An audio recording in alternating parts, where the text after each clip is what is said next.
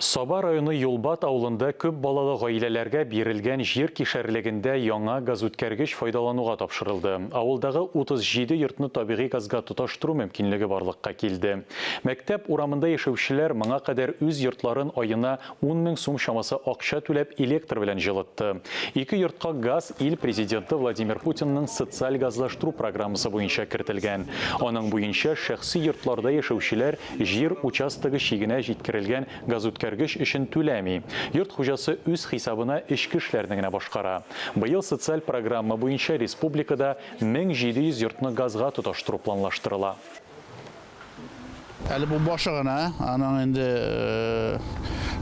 авырлыклары бардыр инде. Ул бит һәр вакытны әйтү бер әйбер эшләгәндә акчасын булдыра кирәк, түләргә кирәк.